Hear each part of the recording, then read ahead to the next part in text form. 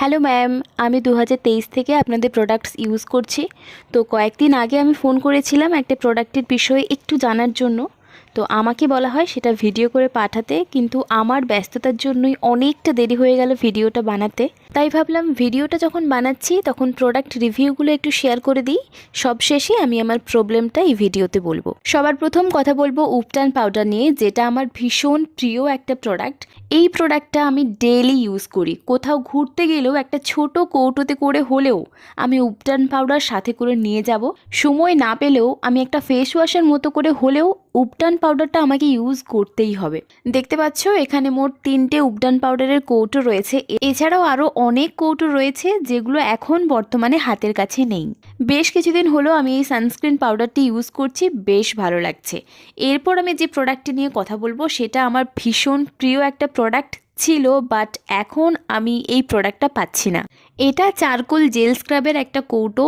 আমি একটা কথা গ্যারেন্টি দিয়ে বলতে পারি, আমি ভবিষ্যতে যত স্ক্রাব ইউজ করব, তাদের মধ্যে নাম্বার 1 যদি কোনো স্ক্রাব হয়ে থাকে সেটা হচ্ছে এই চারকোল জেল স্ক্রাব, যেটা এখন পাচ্ছি না আমি।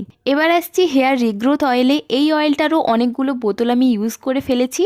এর আগে আমি ইউজ করছিলাম হেয়ার অনিয়ন অয়েল দিয়ে স্টার্ট করেছিলাম, পরে রিগ্রোথ অয়েলে এসেছি, কিন্তু বোতলগুলো বর্তমানে আমার কাছে নেই। এরপর আসছে স্যাফরন গ্লো ক্রিমে, যেটা আমি ফ্রিজে রেখে ইউজ করি, যার জন্য কৌটোটার এরকম অবস্থা। উপটান পাউডার আর তার সাথে এই স্যাফরন গ্লো ক্রিম, মানে দারুণ একটা কম্বিনেশন। আমি শুরুই করেছিলাম এই দুটো প্রোডাক্ট দিয়ে। এরপর আসছে অ্যালো কিউকাম্বার জেল নিয়ে। এই কৌটোটা আমি নতুন পারচেস করেছি, এর বিষয়ে আমি সবার শেষে বলবো।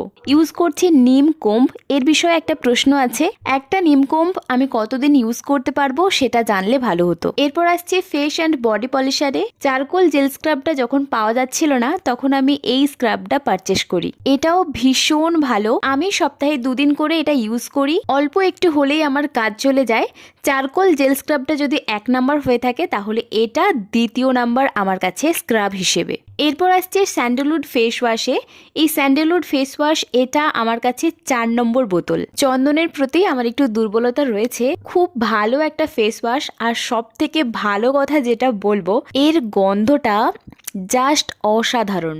প্রিয়াজ ন্যাচারালসের যতগুলো প্রোডাক্ট আমি আজ পর্যন্ত ইউজ করছি, সব থেকে ভালো যদি কোনো প্রোডাক্টের গন্ধ হয় সেটা হচ্ছে এই ফেস ওয়াশটা। বাড়ির সবাই এর গন্ধে মোহিত, বাট নতুন কেউ বাড়িতে এলে আমাকে জিজ্ঞাসা করবেই যে তুই কি ফেস ওয়াশ ইউজ করেছিস, এত সুন্দর গন্ধ।